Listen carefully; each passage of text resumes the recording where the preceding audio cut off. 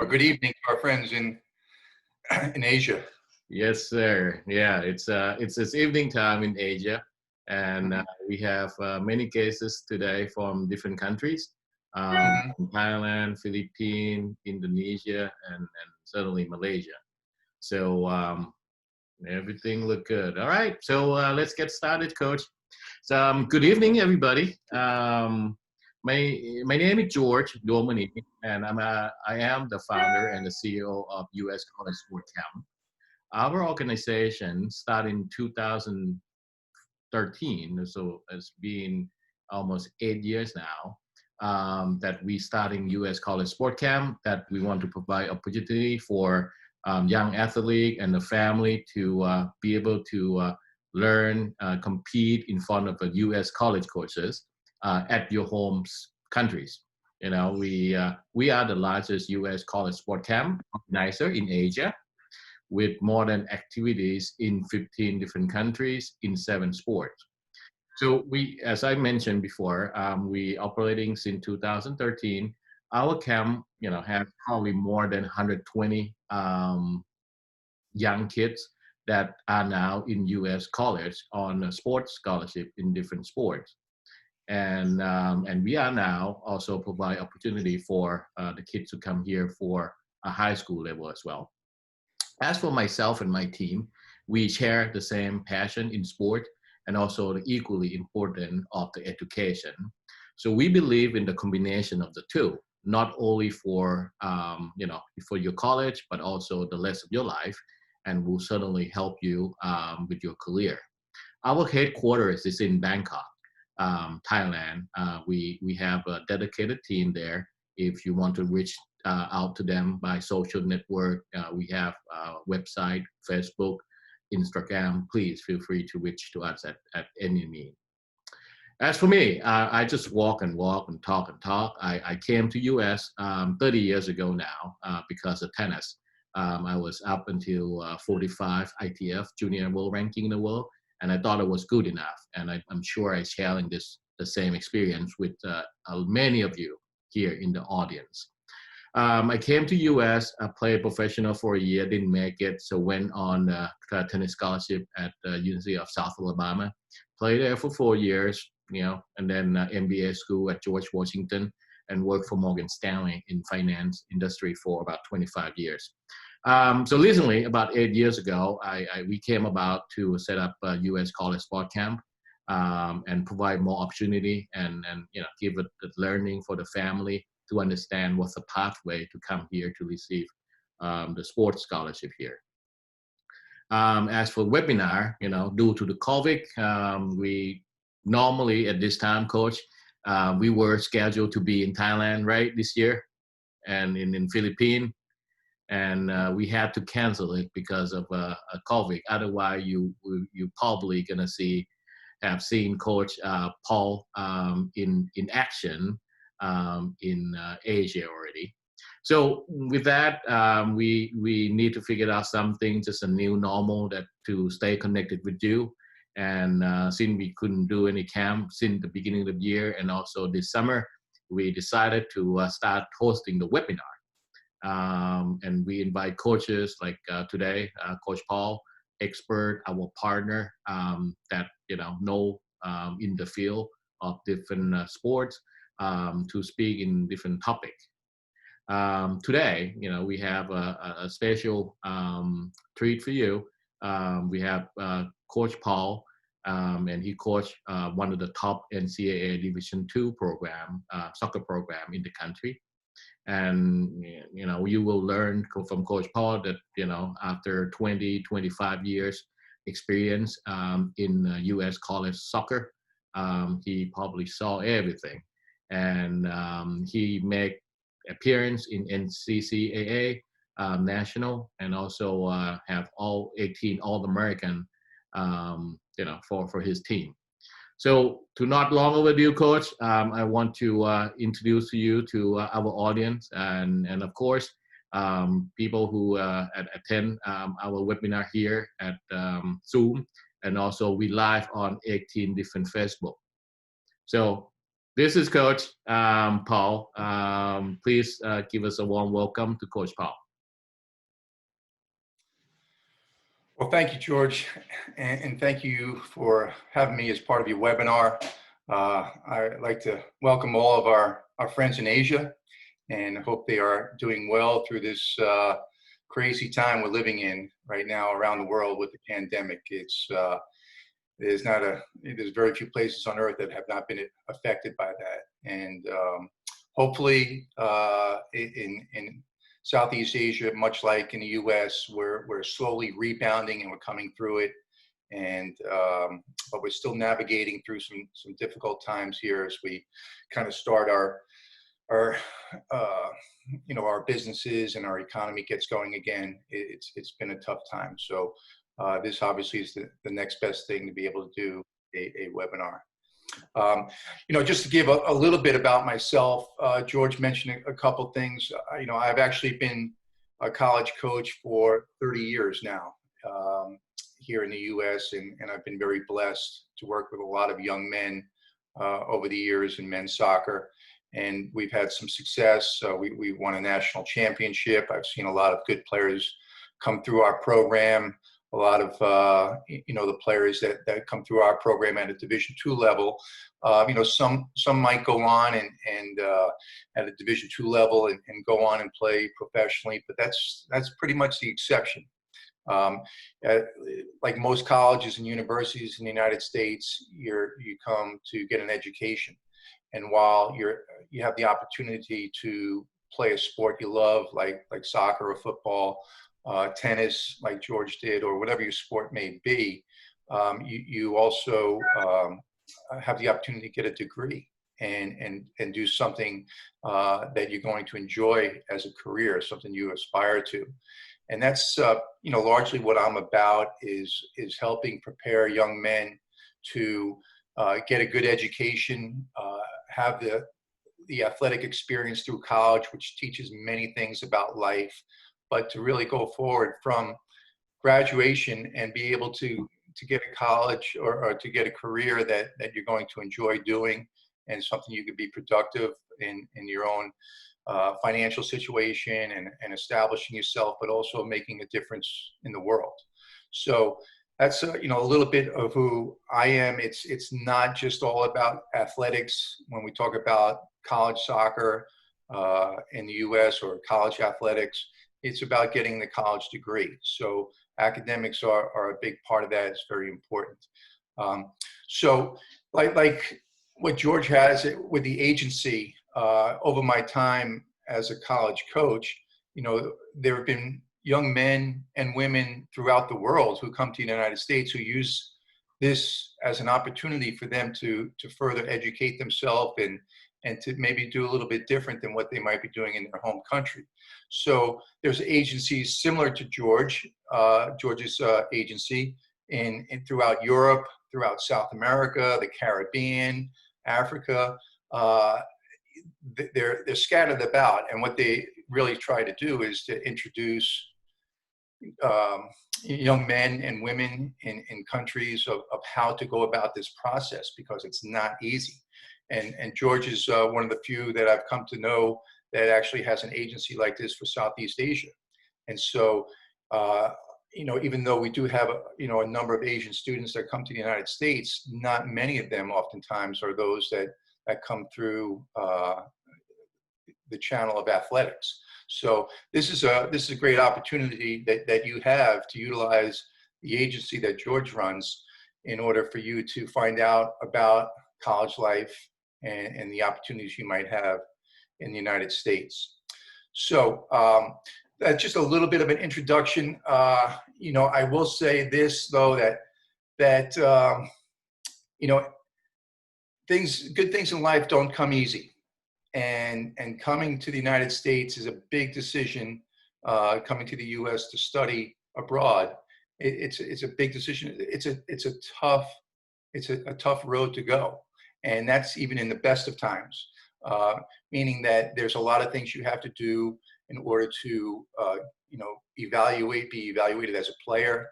That's first and foremost, is that a coach has to have an interest in you.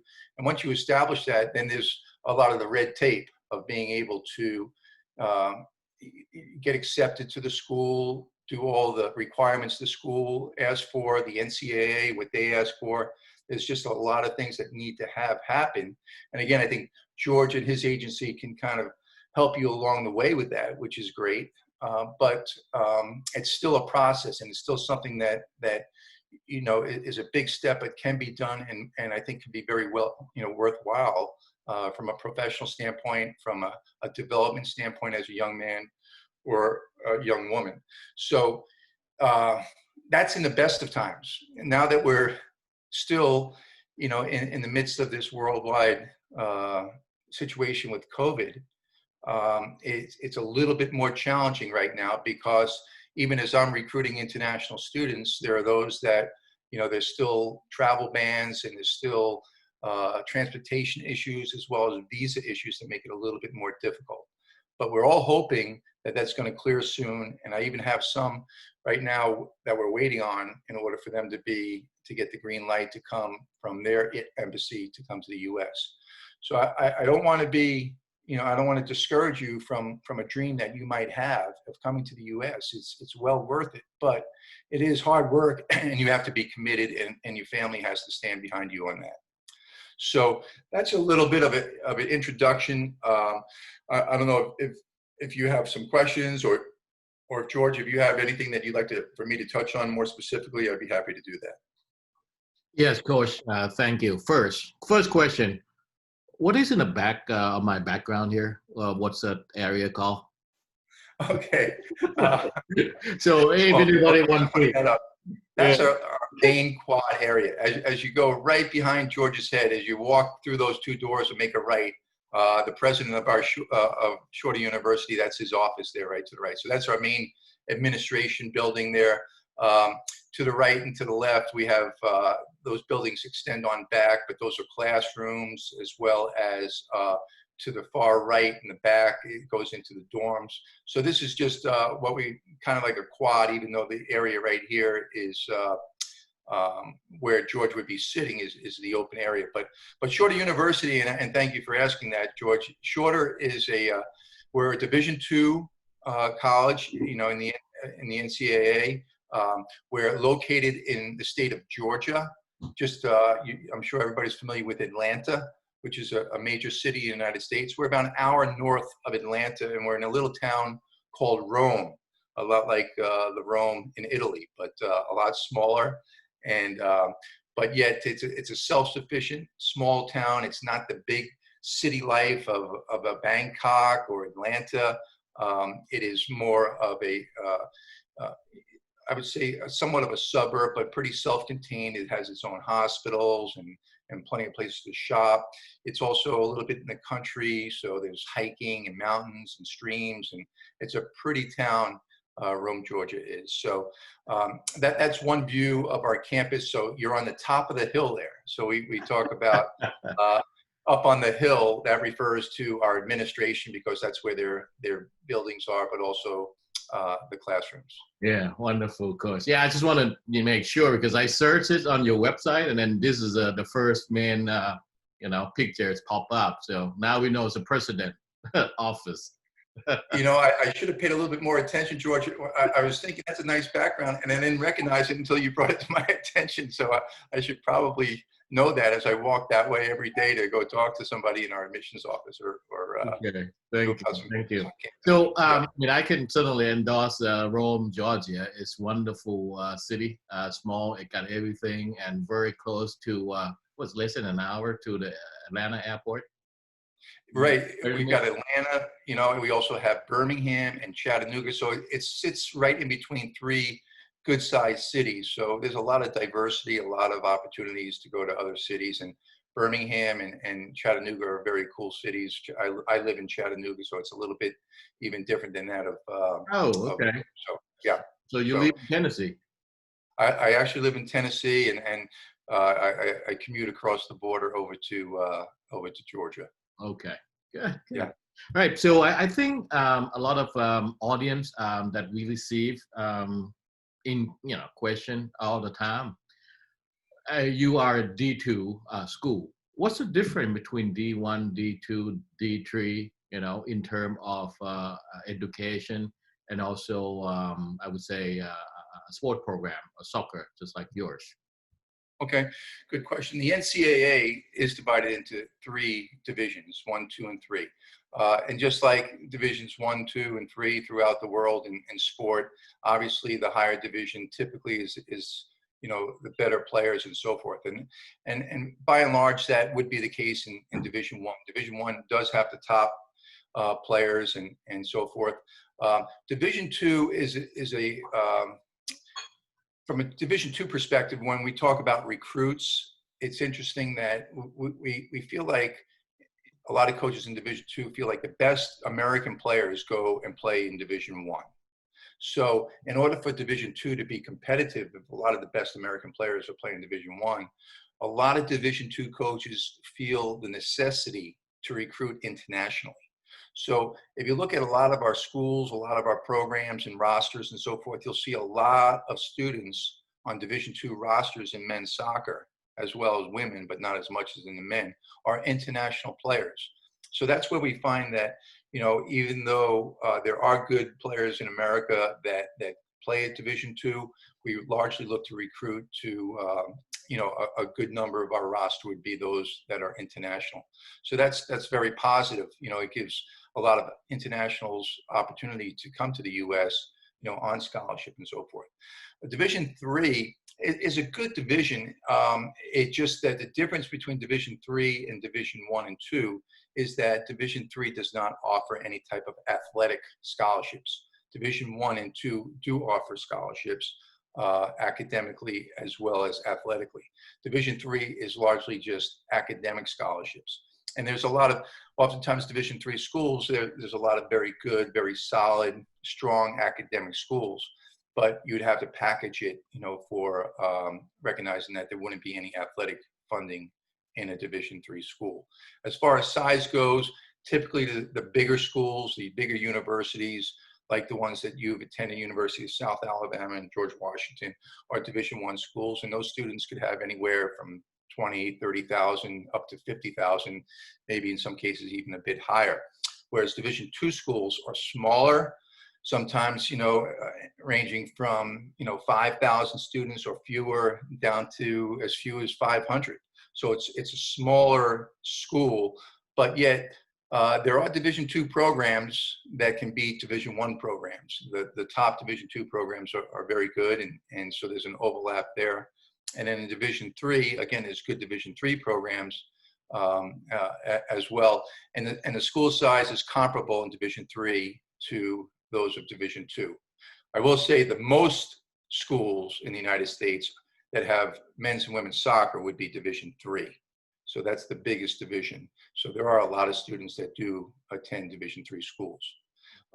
There is one other organization I'll mention because of the fact that I was also coach at a previous school that was a member of the NAIA. And the NAIA is another national association that is not affiliated with the NCAA, but also has a good level of competition, and they also offer scholarships. So those are basically, the schools that, or the associations, national athletic associations that we have here in the United States, of the NCAA Division I, II, and III, and the NAIA. Okay, good. Well, thank you. And also junior college for 2 years, but they have their own stuff going on there, right? Yeah, and junior colleges, like in the state of California, I mean, it's tough to go there. In California, I'm not even sure that they're allowed to have international players. I can't speak for certain on that, but there's a whole different set of rules to go with junior colleges, and that's just a 2-year school.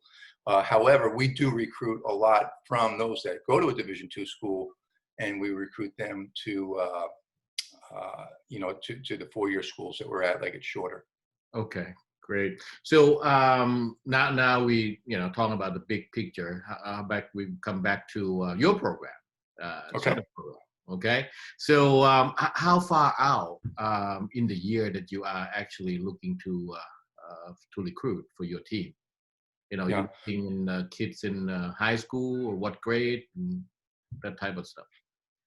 Well, ideally, we try to identify good players as early as the ninth grade or even earlier.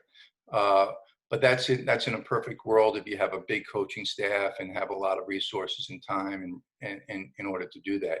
I don't quite have that luxury, but we're looking at players, from at least their junior year. We really start to take notice of them and seeing how much they might be a potential to us. So. And even with international players, we're looking, sometimes a year out, just to help because the process does take a little bit longer. So some schools, Division I schools, I will tell you, they'll recruit 2, 3 years. And if it's a women's program, they might be recruiting 3 or 4 years out. Is very common for, a Division I women's program to have their rosters set for the next 2 years. So, that's just the nature of women's athletics, and in particular women's soccer in the United States. For men's soccer, part of it is because guys are a little bit more lazy and don't get out and do the necessary homework before they go to school. So guys sometimes are a little bit slower in the recruiting and may not sign until their junior or senior year, whereas the girls may sign as early as their ninth grade or 10th grade, freshman, sophomore year. So for us, we're looking a year out, and in particular, I'm pretty much wrapped up for this year. As far as recruiting, obviously now it's late, but as you get into, even, for next year, looking into the fall, September, October, even though our season's going on, that's when we start to see some players. So we get out in November, December is when our season is over. So we're out recruiting more in November and December. And then just like we were trying to do this past year, George has come to Southeast Asia in February. But we got there just as COVID was kicking in, and it just, did not work out, unfortunately. But even if we got and saw some players in February, from Southeast Asia, we still could, get those players in. It's time for us. It takes a few months for that to happen, but we could, that would have been ample time for us to secure players. And also, I have to say, you make the right decision in February. That was the starting of the whole process. Well, I don't think you or I, neither one of us thought it was going to turn into what it turned into. But we were like one of the first ones to say, okay, I'm not sure this is a good idea right now. Yeah. Although I think in Thailand, for one, I'm not sure Thailand even got hit as bad as the U.S. But, it was bad. It was not a good time to be traveling, that's for sure. And now hopefully we can get back into that very soon. Yeah, no, the things starting open up now in Asia, especially in Thailand. So they go phase by phase. I think they're almost in the last phase now. So yeah, good. A group organized tournaments, activities like this. We who knows what's going to happen. But MLS is about to open, right? That's right. Yeah. So lots of things happening, but just like in Europe, though, it may open with nobody in the stands. So yeah, that's right. So that's an interesting concept right now, playing with nobody there. Yeah. Well, how about your season then? Lead it up to your season. What are you thinking of? For this coming season? Yes, sir. Yes. Very optimistic. Actually, I have 9 players that are starters that are returning to our team, which is a high number to have 9. We lose 2 players, a Brazilian player and a Mexican midfielder, who were both very good. But hopefully we replace those in our recruiting class. We'll find out if that comes to happen. But so we're optimistic. We're a competitive program. It's one of the things in Division II is the very physically demanding level of play. In particular, I feel like that is in our conference, and that's why it's important that players in Asia come, and even though I've felt like a lot of players in Asia are very good technically, sometimes they have to adjust to the physical demands of the game. And that's why it's important to have somebody who might be a good strength coach, somebody who could help you in your development, both physically, from a cardiovascular standpoint, but also from a speed standpoint, from a strength standpoint, of having somebody work with you on that, because the demands are very tough in our conference. And so players, they come in and they're not quite ready for that. Sometimes a lot of our international guys come in and don't recognize just how demanding it is physically. So that's one of the things to prepare for, if playing in the United States is something that you're considering, is that you have to be ready for it from the physical demands of it. So can we quantify this? Because we understand, we keep hearing a lot, and a lot of these young athletes say, "I'm fit," So how can they prepare themselves, and with no limitation on substitute, right? Yeah, I'm sorry. So they say what, that they're fit? Yeah, Is that everybody think they're the best, right? I'm fit, but how fit they have to be in order to prepare to come to play U.S. college soccer? Yeah, it's an eye opener, because like a lot of players, I think our women's national team has a worldwide reputation of being very good. So we don't have to really defend that. Unfortunately, we aren't thought of in the same realm from the men's side, that that soccer is a very high level in the United States. So, especially the fact that we didn't qualify for the last World Cup, that didn't help. So oftentimes, we'll find players from Europe or South America who come to the U.S. thinking, well, hey, may not be the best in my country, but, if I go to the U.S., I'm going to be pretty good. Well, they come in, if they even get here, they find out very quickly that the level is very good and is very tough. So, we have assessments that we do, right from day one, to find out what level of fitness they have. I mean, one of the common assessments that players have, and I think you guys are on the metric system there, but in a 2-mile run, it typically needs to be done under 12 minutes. So I'm not sure what the equivalent would be there, but that's something that would help assess your fitness level. If you're running 2 miles in 12 minutes, then from a cardiovascular standpoint, okay, you might be there. Okay, that's not the tell-all. It's not just because you do that makes you fit, because remember, soccer is not an aerobic sport. It's an anaerobic sport. It's the ability to be explosive and quick in short bursts. And so how quick you are from 0 to 5, 0 to 10 yards is also very important. So there's a lot of things that we look at in regards to your fitness that would quantify you as being prepared to play at the collegiate level. But the fact of the matter still comes down to, as much as you prepare, which is important, there will be a period to acclimate to the physical play. And the first couple of times you get knocked down on your rear end is when you find out, wow, this is a pretty physical sport. Yeah, and then also I think soccer here, you'll see, say football, soccer here, season is tough because you starting right on the bat, Yeah. August, you go through the whole thing. Yeah. And how many Yeah. games? 30, 40 games? In the U.S.? Yeah, within like 4 months. Well, actually, the top number is 18 okay. games. Yeah. So, there's different formats we're looking at. And actually, even, George, with COVID going on, is the NCAA cut that back for this year. So we don't even have 18 maximum. Now the maximum is 14. So, it's over basically our season is September and October, largely. It goes a bit into November, if your team is doing well. So, it's not a real long season, not like, we think of in Europe, where they play through the fall, then they have a little break at Christmas, and they come back again throughout the spring. It's not like that. Now, we do play and we do train in the spring, but that's considered our non-championship time of the year. So there's not, there's no championships. It's just a matter of training and preparation for the fall. Yeah, so sorry about 30. I was talking about ice hockey yesterday. Yeah. Okay. They call his season is 30 game, Sorry. Yeah.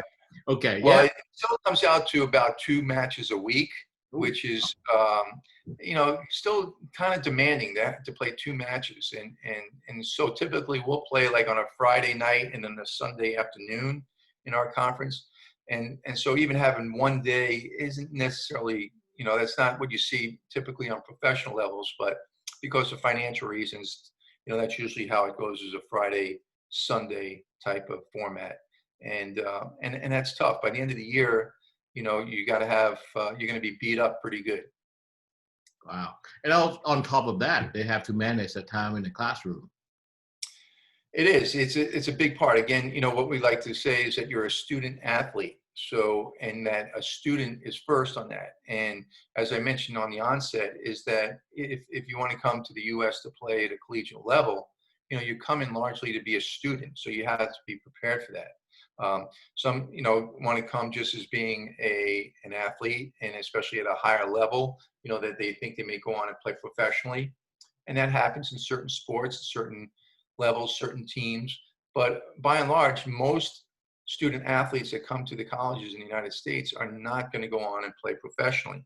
They're going to go on and become accountants and doctors and nurses and lawyers and business owners and so forth. So you're preparing for your, academically for a professional career. Not to say you couldn't be involved in athletics and couldn't continue in sport, but it's really the exception to it.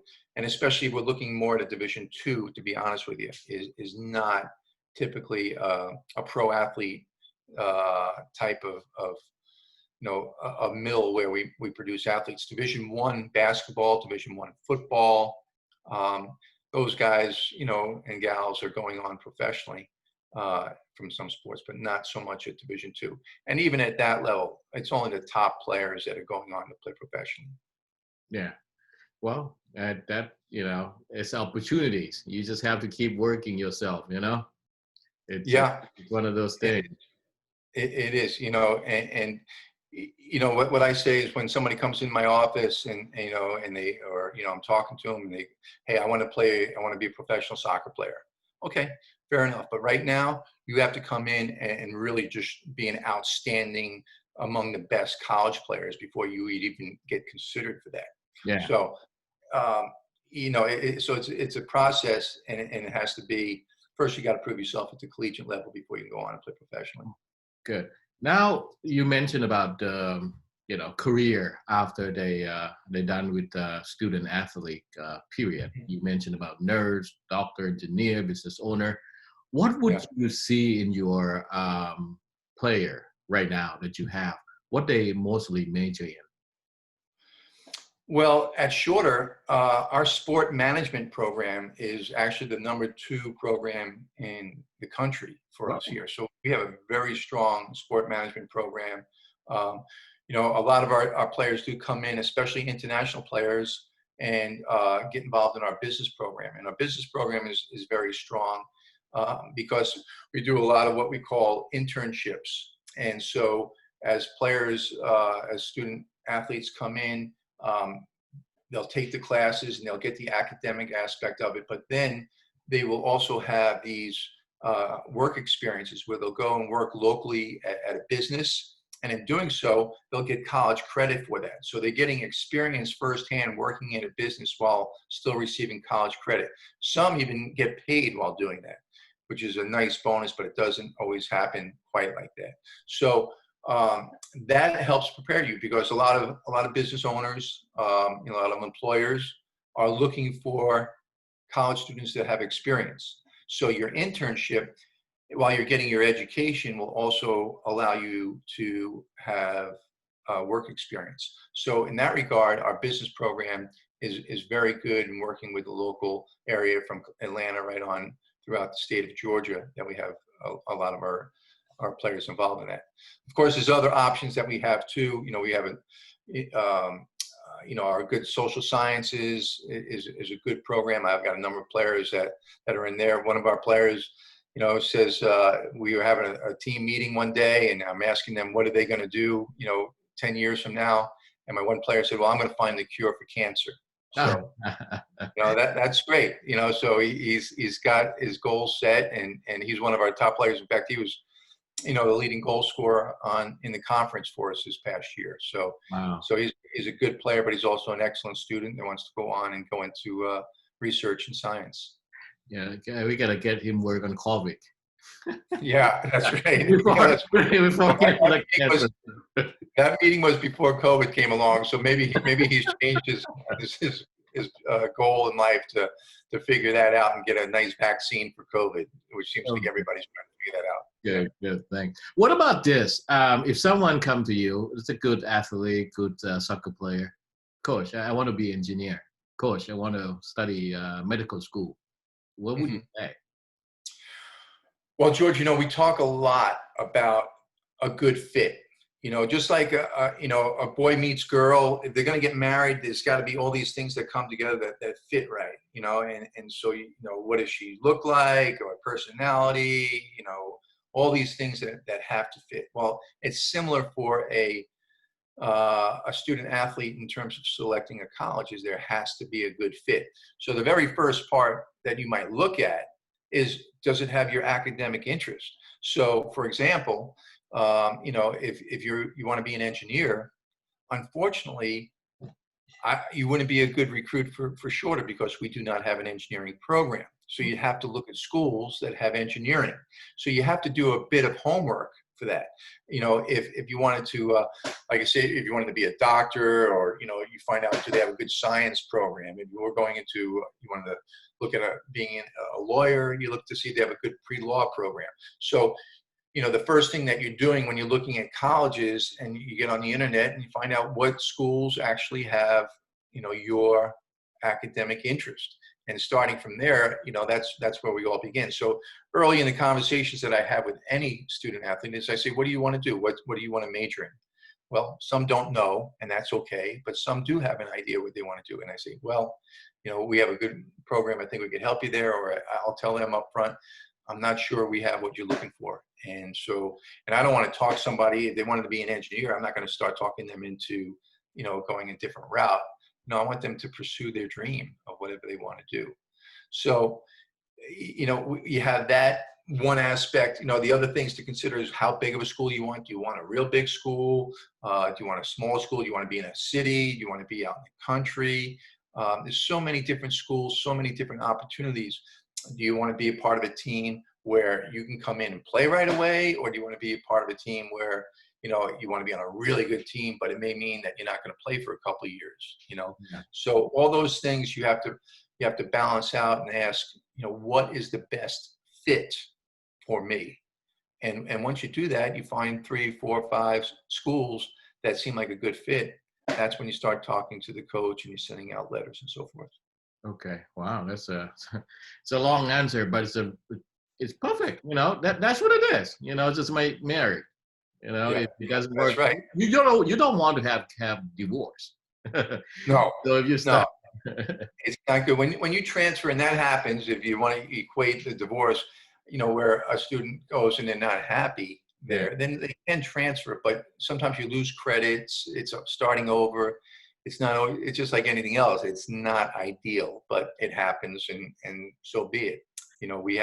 We benefit from that, where we have guys that transfer to us, and we also lose from that, where we have some guys that want to transfer out because we didn't have, they decided to go with a different major that we might not have, or things along those lines. So okay. there's a lot to be considered there. Okay. Good. Well, thank you, Coach. And I think we almost come to the end. We're gonna take a few more questions, and that's about it for today. But Okay. the question just came in from Kun Pramod. I'm not sure exactly on this, but you can certainly help with this. His question is, how's U.S. soccer, the college soccer level, compared to European soccer as a young player to develop their game?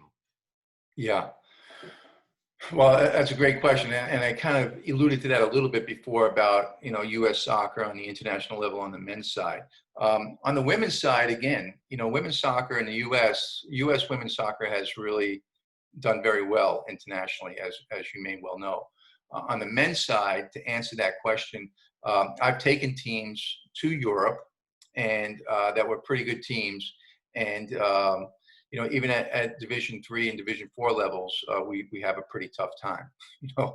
That there's Divisions III and IV in Europe are still very good, but if you look at our Division I programs, they might go over and play like an under 23 team, at Arsenal or one of the school academies there, and that would be pretty tough too.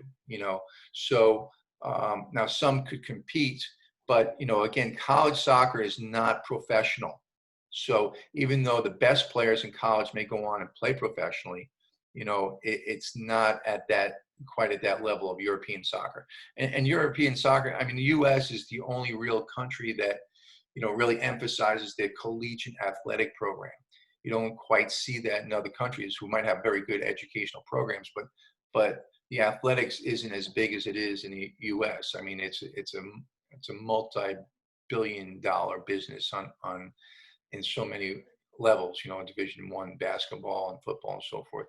So it's not professional. It's not going to be competing, on the European level, because those guys are professional. And if we had a Division III player playing professionally in Europe, they would be a very good player for us in the U.S. at any level, for the most part. Yeah. So yeah, with that, and we also have this question quite often when we invite people in the soccer business about European and U.S. So what I understand is, if you want to be a professional soccer player, if you're good enough, you're great enough, go to Europe, but you're not going to get the education. Yeah. Well, and I'll tell you, and it is so difficult because we recruit players from Europe who come through their academy system. Okay. And even players, I have one player who was a goalkeeper that came through Manchester City's academy. Okay. When he sent me his training video, he was training with Joe Hart. Okay. So this guy it was a big time, academy player. But when he got to be 18, they released him from the academy, like they did with many, many other players. And so then he didn't really have a lot of options at that point, but we found him, and he came and he played for me for 4 years, and he was my assistant coach for 2 years after that. So, it's a thing. Even going to Europe is still a very difficult climb, and that's when somebody is even through in their system, so, it's great to have those dreams, but you got to be ready to work for it. And you got to, it's tough to make it at the professional level, but unless you're very special. Yeah. And also injuries can happen, all this stuff. And I guess soccer player could not play more than 40 years old. I don't know. Yeah. No, so not eventually you're going to come back. If you're playing over 40, people take note of that. So, I mean, I think probably anybody gets into the mid 30s is like considered old right now. So,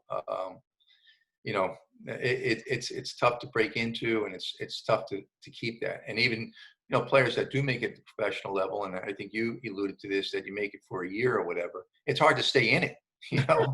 It's one thing once you get there, but just to stay there and to make a living out of it is not easy. Yeah. So, and again, I don't want to discourage anybody from striving to be a professional player, but certainly if you go the collegiate route in the U.S., that if it doesn't work out for you professionally, you do have a college degree and you could make something of your life other than sport. Great. Okay. All right. Well, we will leave with that. That's the last wisdom from you, Coach. Thanks again for your time today. And I really hope that all the audience enjoy all your information, and also very informative. And it's a fact of life. We all have to understand the dream and reality. They have to be perfectly fit. So yes. Thanks again, sir, for your time this morning. And I just want to thanks everybody who joined us on the Zoom and also on the Facebook Live. Stay safe out there. I know this activities start coming out. I see the people start doing the tennis tournament, soccer tournament. They're starting to come back to the normal again. But stay safe out there. Stay social distances. We still don't have vaccine. Right. Right. So. Right. Be smart. Yeah. Hey, I wish everybody that tuned in, thanks for doing that. And I wish you all the health and safety. And I really hope to, at some point, come over to Southeast Asia and visit and work with you there firsthand. So that's something I still have on my schedule of things to do. Yeah, we will have you on the first flight when they say travel again. Sounds good. Sounds good, Thanks George. again, George. Thank Thanks. everybody and joining us again. And so follow us on the social network. So that way you can keep informed yourself all about activities that's going on. Thanks again and good evening, everybody.